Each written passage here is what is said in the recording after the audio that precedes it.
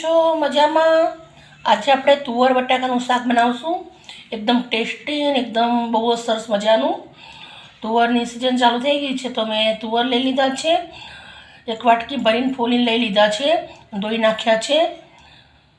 એક મોટી ડુંગળી લીધી છે, એક મોટો બટાકો લીધો છે, લીલા ધાણા લીધા છે, ટામેટું લીધું છે, વઘાર માટે લીલા મરચાં લીધા છે સમારીને 2 નંગ, લીમડાની એક ડાળી લીધી છે, લસણ લીધું છે, તમાલપત્ર લીધા છે, એક નાની ઇલાયચી લીધી છે, 3 નંગ લવિંગ લીધા છે, જાવિત્રી લીધી છે, ચપટી વરિયાળી લીધી છે અને 1 ચમચી જીરું લીધું છે. આપણે આ જીરું અને તમાલપત્રવાળાથી વઘાર કરવાનું છે મરચાં લીમડાથી, અને બનાવવાની રીત આપણે ચાલુ કરશું. આપણે આ સબ્જી લોયામાં બનાવવાની છે. થોડી વાર લાગશે પણ ખરેખર બહુ જ સરસ બને છે લોયામાં. મેં લોયાના અંદર તેલ ગરમ મૂકી દીધું છે, ગેસ ચાલુ કરી દીધો છે. તેલને ગરમ થવા દેશું આપણે.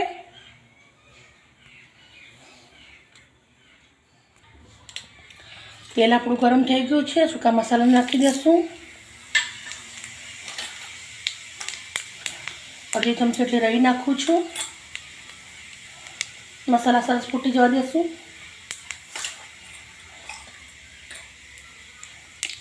સૂકા મસાલા આપણા ફૂટી ગયા છે. હિંગ નાખું છું. લસણ, લીમડો, મરચાં નાખું છું.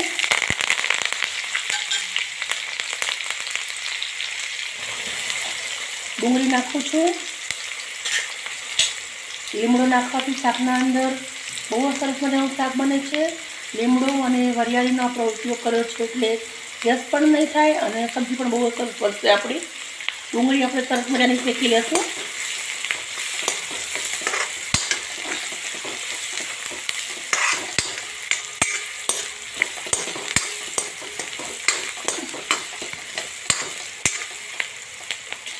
મિત્રો, શિયાળાની સિઝન ચાલુ થઈ ગઈ છે અને એકદમ સરસ મજાના શાકભાજીની શરૂઆત થઈ ગઈ છે. આપણે રોજ નવી નવી ડીશો બનાવીશું. ડુંગળી સરસ પિંક કલરની થઈ જવા દેશું. ડુંગળી પિંક કલરની થઈ જાય પછી આપણે ટામેટું નાખીશું.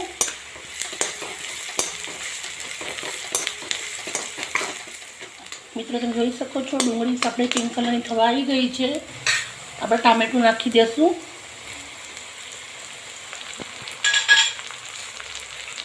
આપણે બટાકા નાખી દઈશું. બટાકામાં છોલી સમારીને 2 પાણી ધોઈ લીધા છે. મિક્સ કરી લેશું.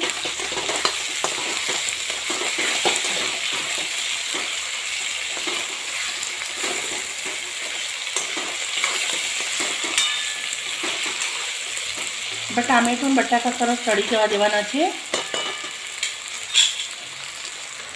આપણે બટાકા, ટામેટા, ડુંગળી બધું તેલના અંદર શેકાઈ રહ્યું છે અને આપણે મસાલો જે નાખવાનો છે એ હું તમને બતાવું. 1 ચમચી મીઠું લીધું છે, 1 ચમચી હળદર લઉં છું,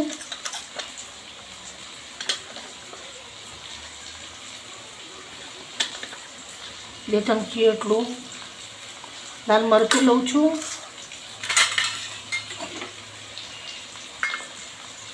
થોડું ગરમ પાણી નાખું છું મસાલાના અંદર.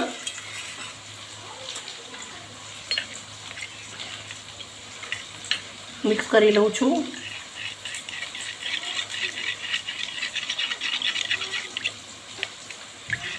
બહુ ગરમ મસાલાનો ઉપયોગ નથી કરવાનો. આપણે જે વઘારમાં નાખ્યા હતા એ જ રાખવાના છે.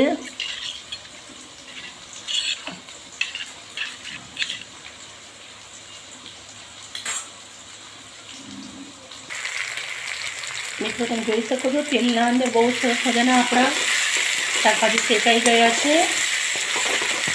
હવે આપણે તુવેર નાખીશું અંદર. તુવેરને આપણે તેલના અંદર ફોડવાની નથી એટલે આપણે પાછળથી નાખી છે તુવેર. કેમ કે તેલના અંદર પહેલાં નાખીએ તો દાણા ફૂટી જાય છે તો પછી ખાવામાં મજા નથી આવતી. મિક્સ કરી લઈશું સરસ.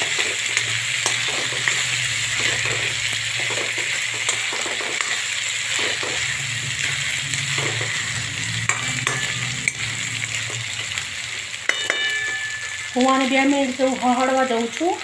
પછી આપણે અંદર મસાલો નાખીશું.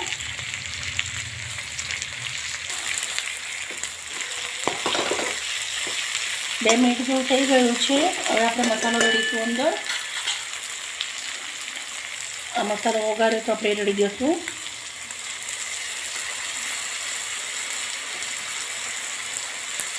એક વાટકી જેટલું ગરમ પાણી નાખ્યું છે.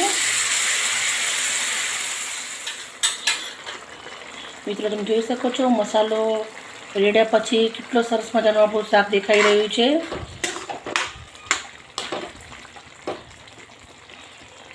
મેં એક વાટકી એટલું જ પાણી નાખ્યું છે કેમ કે આપણી સબ્જી બહુ રસાવાળી નથી બનાવવાની અને શાકભાજી પણ પહેલાં ચડી ગયેલા છે તેલના અંદર, એટલે બહુ પાણીની જરૂર નથી પડતી હોતી. અને તમારે થોડું પાણીવાળું રસાવાળું બનાવવું હોય તો તમે થોડું પાણીનો વધારે ઉપયોગ કરવાનો. હવે હું આ શાકને થાળી મૂકી અને ઢાંકી દઈશ. 10 મિનિટ સુધી ઢાંકીને રાખીશ, પછી આપણે ચેક કરીશું. મિત્રો તમે જોઈ શકો છો શાકને આપણે 10 મિનિટ થઈ ગયા છે. ચેક કરી લઈશું. વાવ, કેટલી સરસ મજાની સબ્જી થઈ ગઈ છે.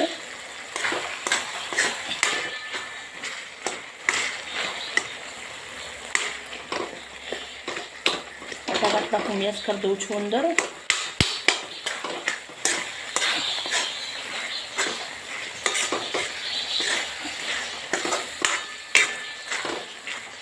એકદમ નવી અને ટેસ્ટી સબ્જી આપણી તૈયાર થઈ ગઈ છે. આપણે ગેસ બંધ કરી દઈશું અને ગાર્નિશિંગ કરીશું. અને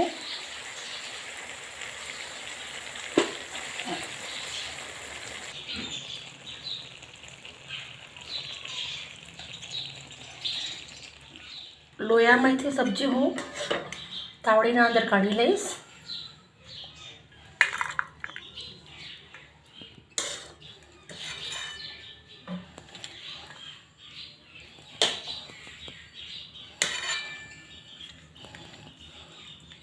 બધી સબ્જી હું આવી રીતે કાઢી લઈશ. મિત્રો તમે જોઈ શકો છો મેં તાવડીના અંદર સબ્જી બધી કાઢી લીધી છે. આપણે કોથમીરથી ગાર્નિશિંગ કરીશું હવે આને.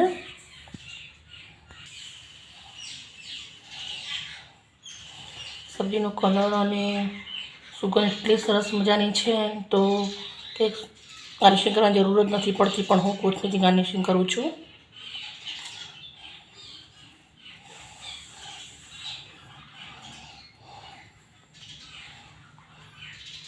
બહુ સરસ મજાની એકદમ નવી ટેસ્ટી સબ્જી તૈયાર થઈ ગઈ છે. મિત્રો તમને મારા વિડીયો ગમતા હોય તો મને લાઈક અને સબસ્ક્રાઈબ કરજો, જેથી કરીને તમારા માટે હું રોજ આવી નવી ડીશો લઈને આવું.